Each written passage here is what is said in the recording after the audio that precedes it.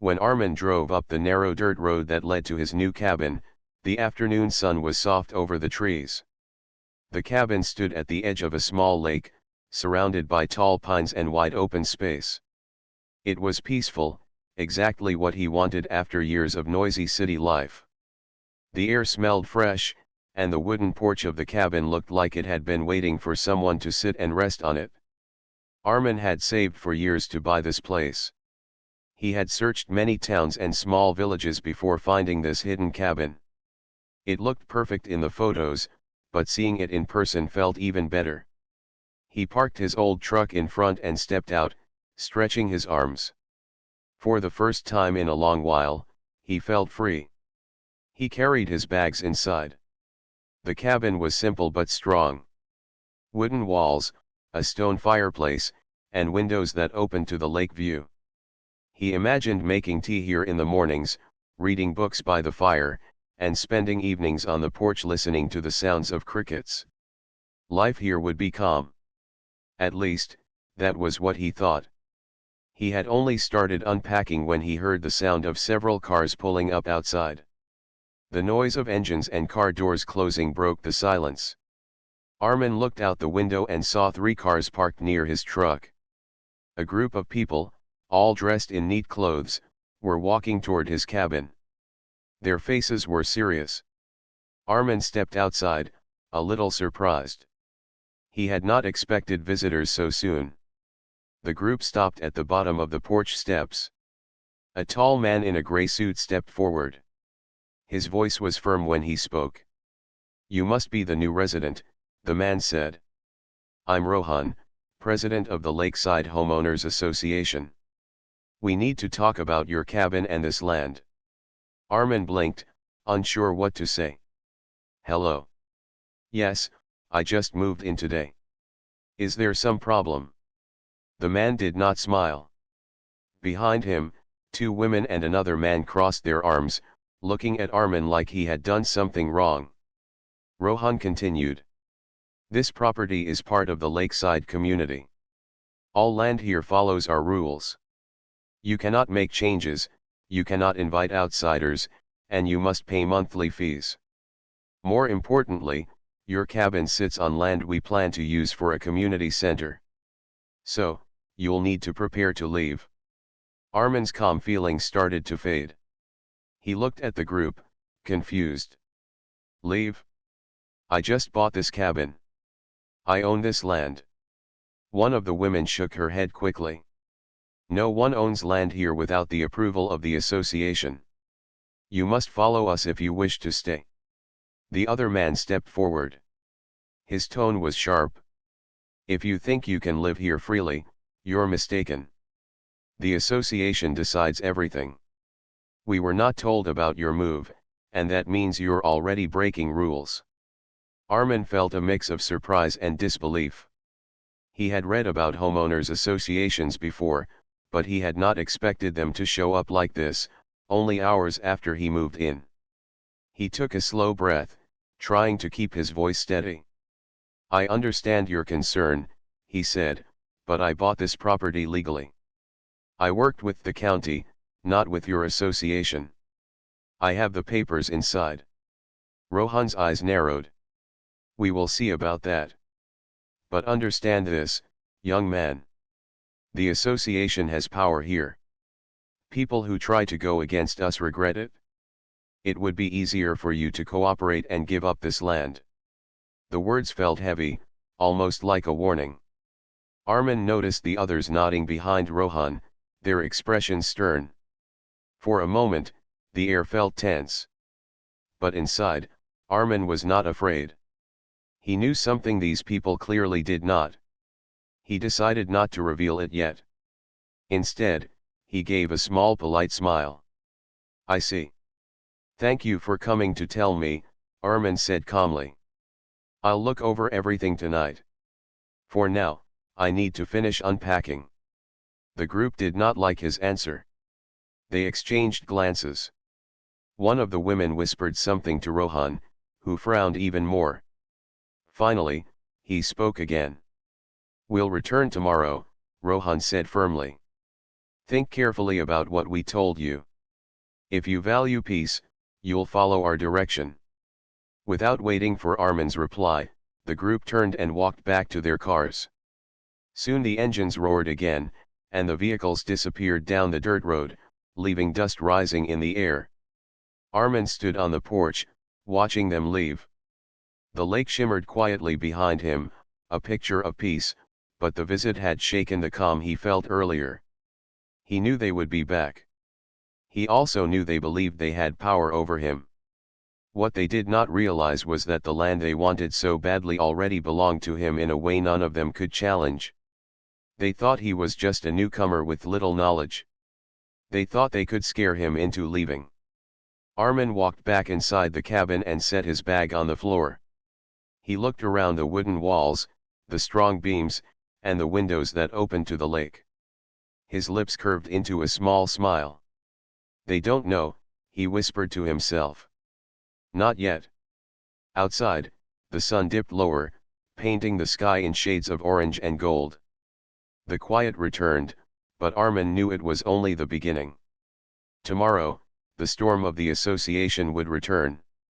And when it did, they would discover the truth about who truly owned the land. The next morning, Armin woke early. A thin mist hung over the lake, and the sound of birds echoed through the trees. He brewed tea on the old stove, the steam rising gently as he sat on the porch. The memory of last evening still rested in his mind. The sudden arrival of the homeowners association had been unexpected, but Armin was not shaken. He had faced tougher situations before. This, to him, was only noise. Still, he knew they would return, and he needed to be ready. After breakfast, Armin unpacked more boxes. He placed a few books on a small shelf and hung a painting of the mountains above the fireplace. The cabin felt more like home with each step he took. But around mid-morning, the sound of engines once again broke the peace. 3 cars rolled up the dirt road, stopping at the same place as yesterday. Doors opened, and the same group stepped out, only this time they looked more serious. Rohan, the man in the gray suit, walked ahead, his shoes kicking up dust as he approached the porch. Behind him were the 2 women and the other man, all standing tall with folded arms. Armin put down the box he was holding and stepped outside. He leaned casually on the wooden railing of the porch, greeting them with a calm nod. "You're early," he said. Rohan's eyes narrowed. "We don't waste time. We gave you a chance to think. Have you decided to cooperate?"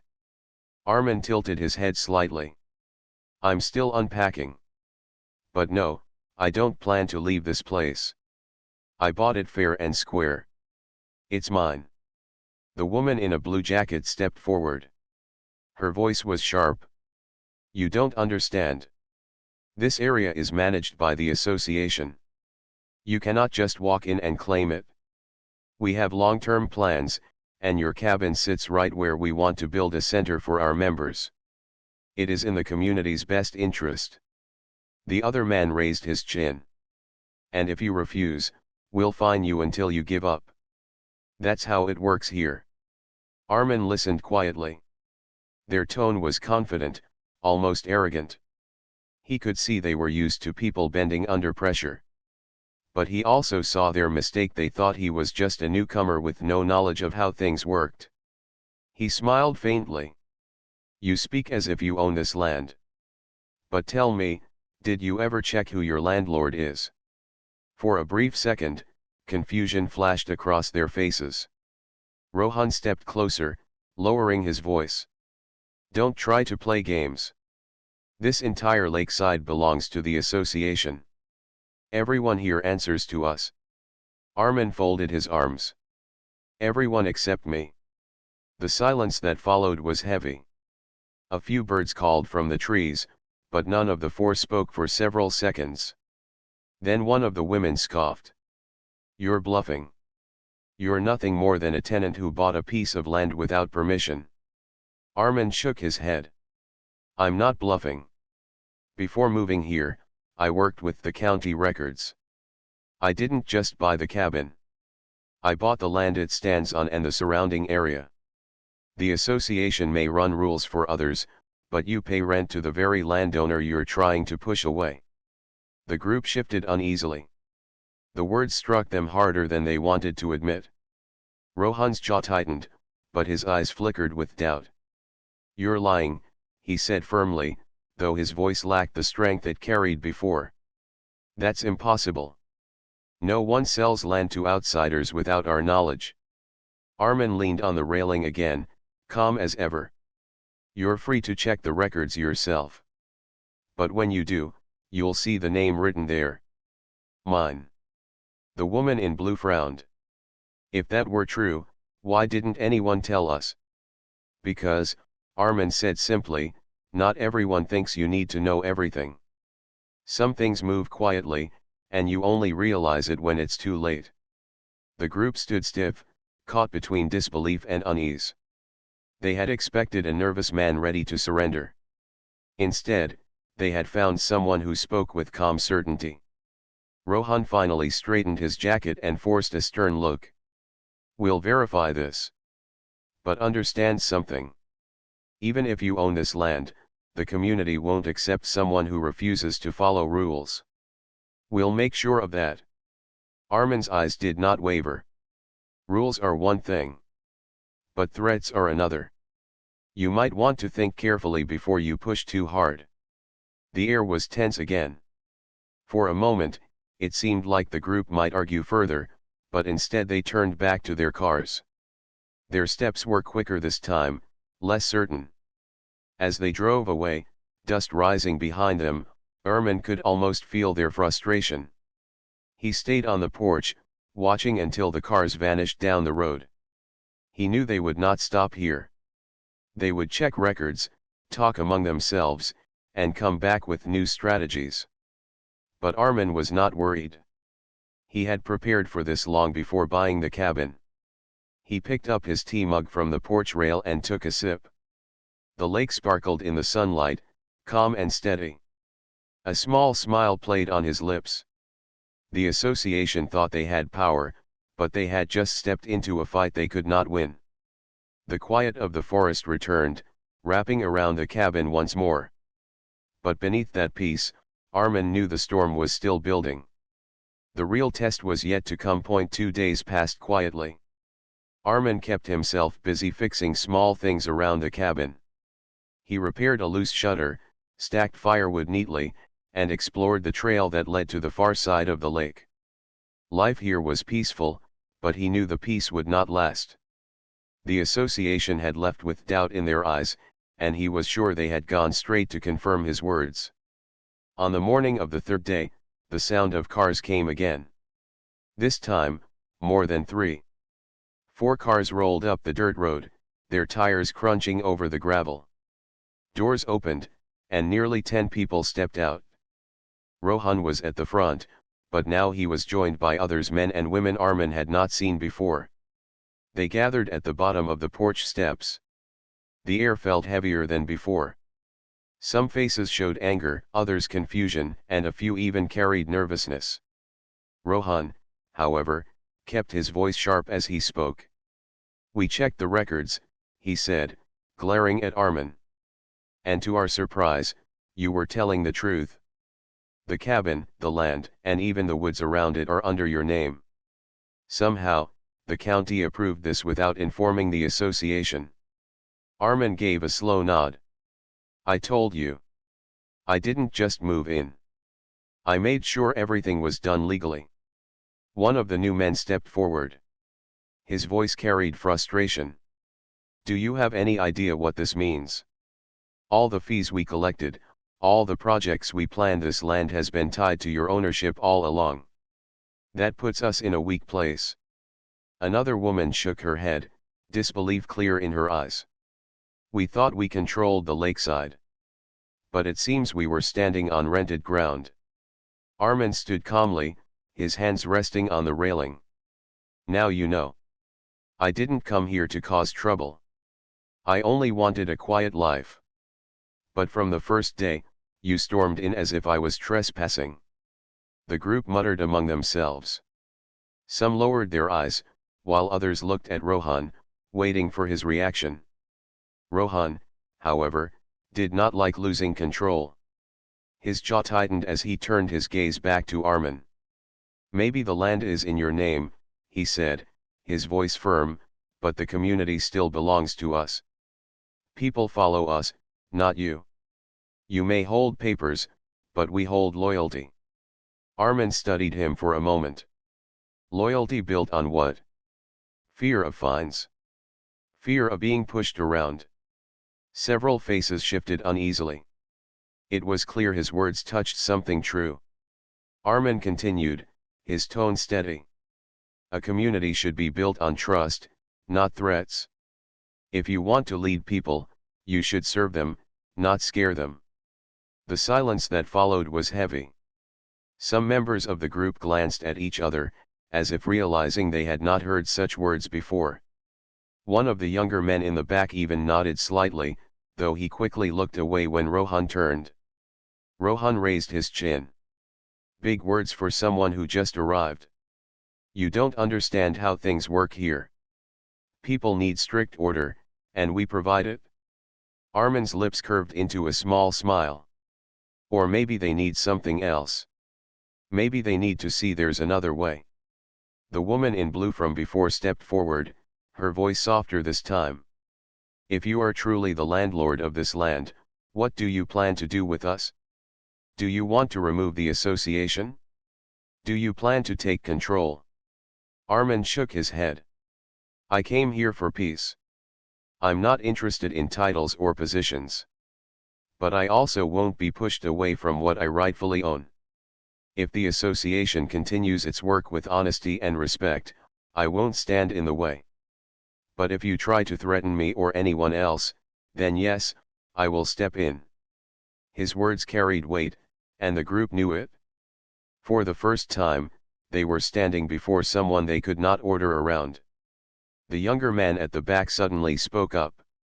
"Maybe he's right. Maybe we should change how things are done." Rohan turned sharply. "Enough. Do not be fooled by him. He only wants to divide us." But even as Rohan spoke, doubt had already spread among the members. They had seen the truth in the county records. They had heard Armin's calm, steady tone. And they had felt something different, something the association had not given them in years. Rohan's face hardened. "We'll discuss this among ourselves. But don't think this ends here. You may own the land, but you don't own us."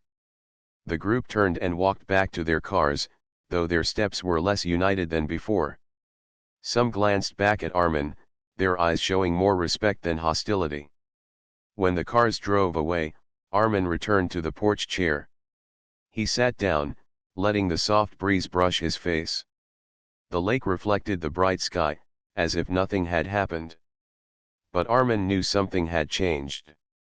The association had lost its unshakable ground. Their members now carried questions in their hearts, questions that might grow stronger with time. Armin took a deep breath, sipping the tea he had left on the table. "They'll come again," he said quietly to himself. "But next time, it won't be the same." The forest around him remained calm, but beneath that calm, a new current was forming. The storm was shifting, and Armin knew he had just taken the first step in changing the balance of power at Lakeside. Days passed after the heated meeting. The Homeowners Association had not returned as a group, but the silence did not mean they had accepted the truth. Armin knew they were planning, discussing, and perhaps arguing among themselves. He could almost feel the tension in the air, though the forest around him stayed calm. Armin spent his mornings fishing at the lake, his afternoons repairing parts of the cabin, and his evenings sitting on the porch with a book. Outwardly, life seemed peaceful, but he remained alert. He knew the storm had not ended, it was simply changing shape. One evening, as the sun lowered behind the trees, Armin heard footsteps on the dirt path. He looked up and saw a young man approaching. It was the same one who had spoken up during the last meeting, the one who dared to suggest change. The man stopped near the porch, glancing around nervously before speaking. "My name is Imran," he said quietly. "Can I talk to you for a moment?" Armin nodded and waved him up. "Of course. Sit down." Imran sat on the edge of the porch, his hands restless on his knees. "I know it's not wise to come here, but I had to. What you said the other day about community being built on trust, it stayed in my mind. You see, many of us have grown tired of how the association works. They demand money, they make rules, but they rarely help anyone. Some of us only follow because we're afraid of the fines." Armin listened carefully, his eyes steady on the young man. Imran continued. "I checked the county records myself. You weren't lying. You truly own this land. That means their threats mean less than they want us to believe. But if you don't plan to lead, then what do you plan to do?" Armin took a slow breath. "I didn't come here to lead anyone. I came for peace. But peace is not possible if people live in fear. If others in the community are ready for change, then maybe we can find a way together. I will not force it, but I also won't allow injustice to continue." Imran's eyes brightened. "So, if we stand with you, you will stand with us?" "Yes," Armin said simply. Imran nodded, relief clear on his face. He stood up, glancing toward the trees. "I must go before anyone sees me here. But I will return. Others want to speak with you too." With that, he hurried down the path and disappeared into the shadows.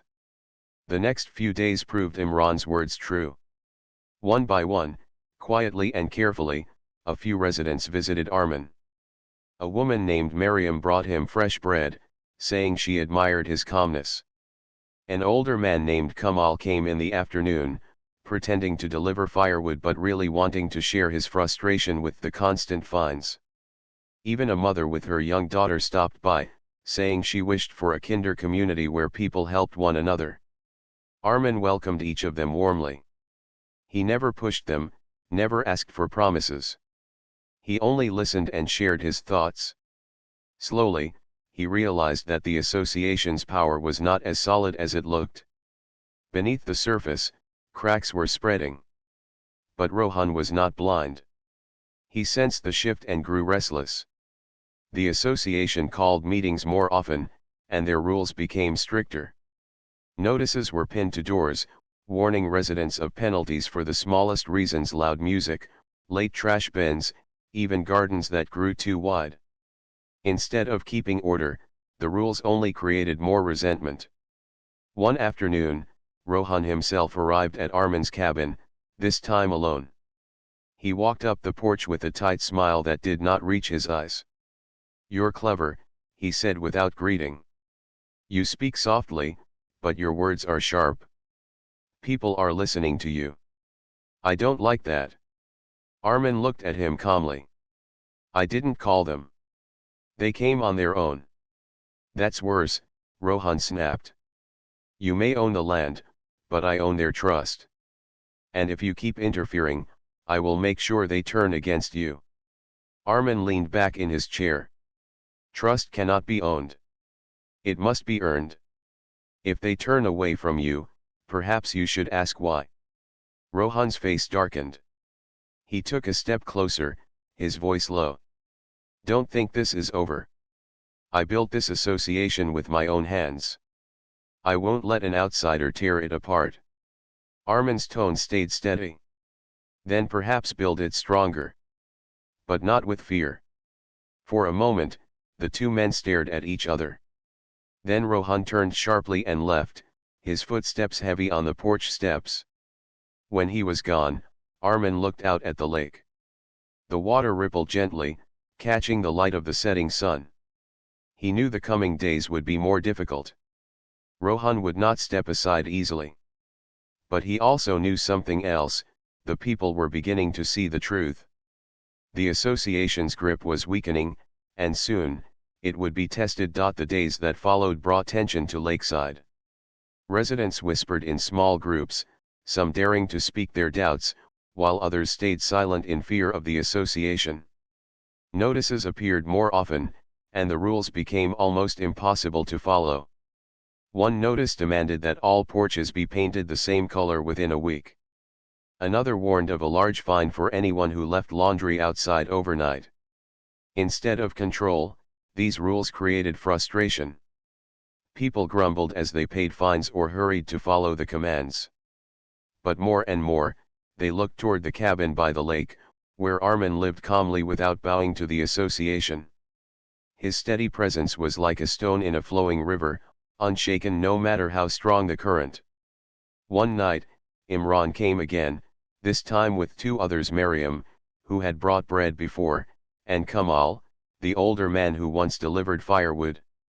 They sat with Armin on the porch, the lantern light glowing softly as crickets sang in the background. Imran leaned forward. The association is losing control. People are tired, Armin. But they're afraid to speak openly. Rohan threatens to raise fees, and some think he might even try to push you out through lies. We need direction. Armin listened carefully. I'm not here to fight for power. But I also won't step back if people want change. Tell me, what do you all want?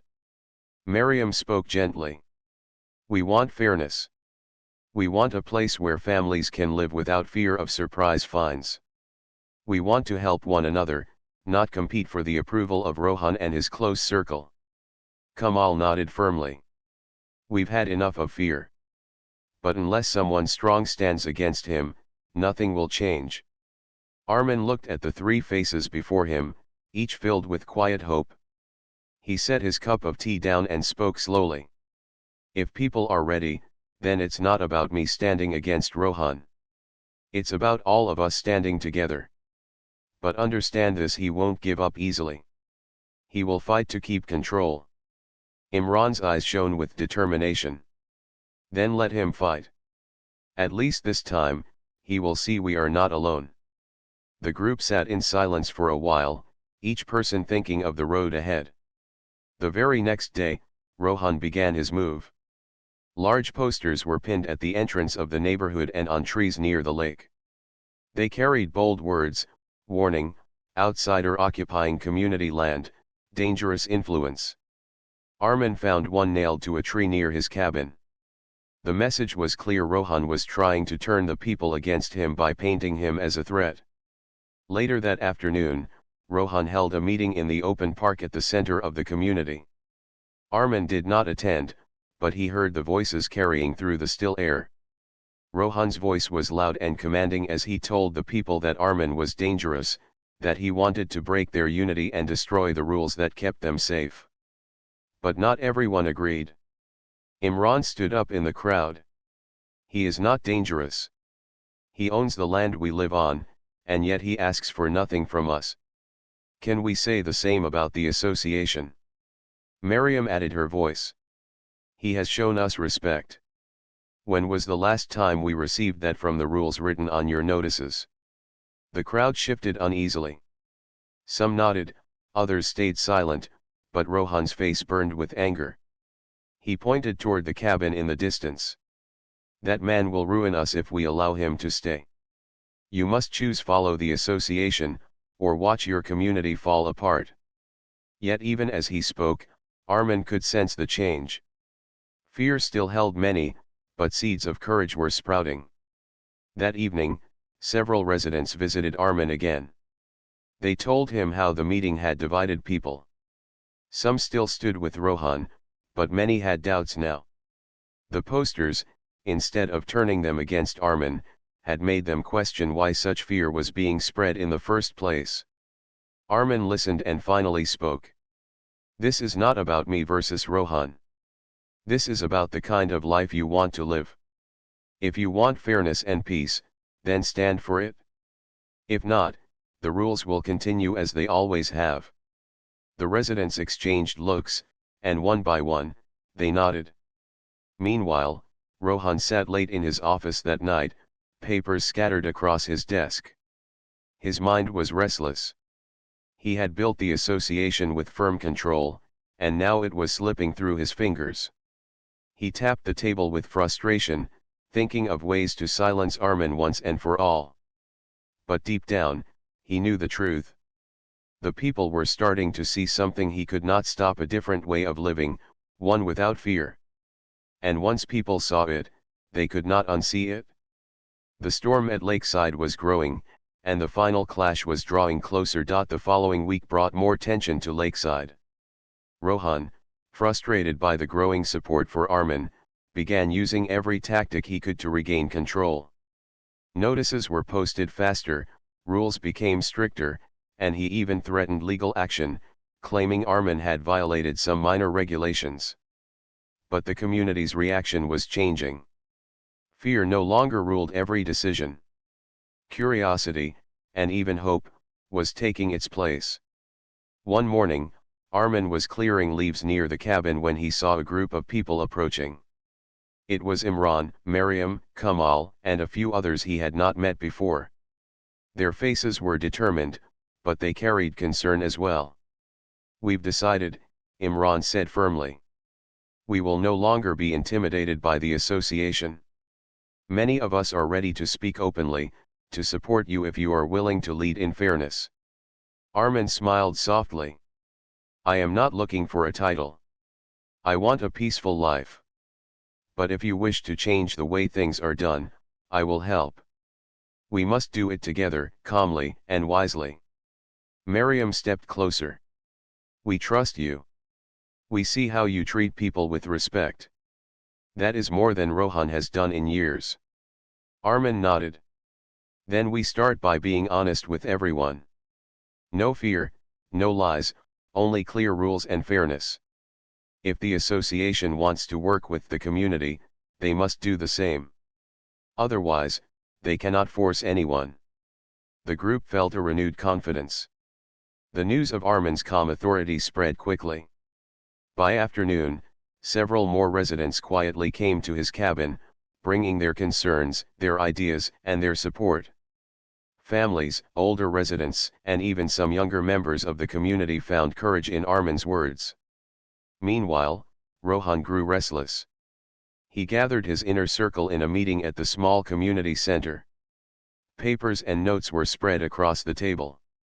"They think they can defy me," he said, his voice tied with anger.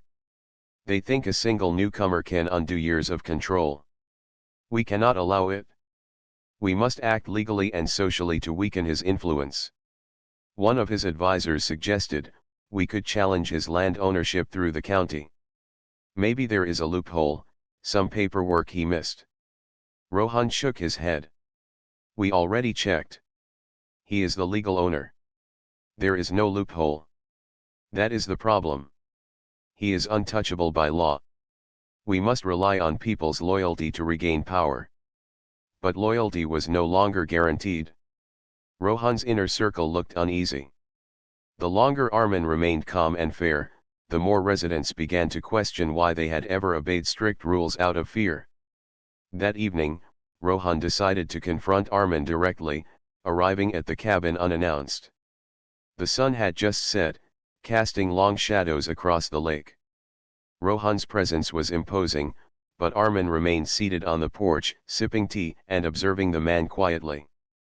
"People are beginning to support you," Rohan said, his voice low but sharp. "They come to your cabin, listen to you, and follow your suggestions. This will not continue. You must leave, or the association will make life impossible for you." Armin looked at him steadily. "I will not leave, and I will not create conflict. The people who come to me do so by choice, not fear. They are tired of threats and fines. You can make life difficult if you wish, but respect and fairness cannot be forced." Rohan's eyes flashed with anger. "You think words alone can win them? I built this association. I control it. I can destroy anyone who opposes me." Armin smiled faintly. "You can control rules and signs, but not the hearts of the people. You cannot force respect, and you cannot force loyalty. Those are earned." Rohan clenched his fists, realizing the truth in Armin's words. After a tense pause, he turned and left, the sound of his footsteps echoing through the quiet evening. Armin remained on the porch, watching the sun disappear behind the trees, his calm unchanged. Over the next few days, more residents began visiting Armin openly. Discussions were held on the porch, ideas were shared, and the community slowly began to organize. They created fair guidelines for everyone, focusing on helpful rules rather than fear-based control. Rohan, seeing his influence diminish, tried to threaten the residents, but many now refused to listen. The posters and notices he posted were torn down or ignored. People realized that power meant nothing if it was not respected. By the end of the week, Armin's quiet leadership had become clear. Residents spoke freely, families felt safer, and the fear that once ruled the community began to fade. The balance of power had shifted, and Rohan could see it, though he had yet to admit it. Armin, sitting on the porch one evening with a cup of tea, looked out at the calm lake. The storm had not ended, but its shape had changed. The fight was no longer just about land or rules, it was about trust, respect, and the strength of a community united by fairness. He knew the final confrontation with Rohan was still ahead, but now, the community was not just watching, they were ready to stand together. The winds of change had begun to sweep through Lakeside, and nothing would be the same again. The morning sun rose over Lakeside, painting the lake with shades of gold and silver. The community was quiet, but a sense of change hung in the air. People moved with purpose, chatting softly among themselves, and families gathered to help each other with chores that had once been dictated by rules and fines. Armin stood on the porch of his cabin, watching the activity. The community had begun to act together without fear, taking small steps to care for the shared spaces, repair old paths, and plant flowers near the lake. His calm smile reflected the quiet pride he felt. Rohan, however, was not yet ready to accept the change. He arrived mid-morning, his expression tight and his hands clenched. He walked to the cabin with a stiff step, trying to appear confident. "You've made your point," he said sharply. "People are following you. But this doesn't change anything. I built this community, and I will not let it fall under the influence of someone new." Armin nodded slowly. "You helped build it, yes. But what you build with fear cannot last. Leadership is not about rules or threats, it is about trust, respect, and care. The people can see that now." Rohan frowned, his frustration growing. "You think they will continue to follow you forever? One challenge, one disagreement, and they will return to me." Armin shook his head gently. "People return only when it benefits them. But if you respect them, they stay. Fear can never create loyalty." The silence between the two men was heavy. Then, slowly, residents began approaching the porch.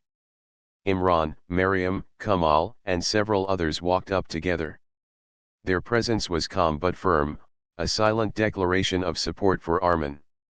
Rohan's eyes darted between the faces. He realized that the community's respect had shifted. Their loyalty was no longer to him, it was to fairness, to honesty, and to the promise of a life without fear. Imran spoke first. "Rohan, the community is stronger when we work together. We cannot follow someone who rules with threats. We need guidance, but we need fairness more." Mariam added softly, "We see how Armin treats everyone with respect. That is the leadership we want." Rohan's face tightened, but he could not argue. The words of the people were clear, and their eyes showed determination. Armin stepped forward. "Rohan, you have done much for Lakeside. But it cannot be built on fear. You can be part of this community, help guide it, and earn respect. But control through threats and rules will no longer work here." Rohan looked around, realizing the truth in Armin's calm voice. The people were no longer afraid. They had found their own courage. The association's power, once absolute, had crumbled because it depended on fear.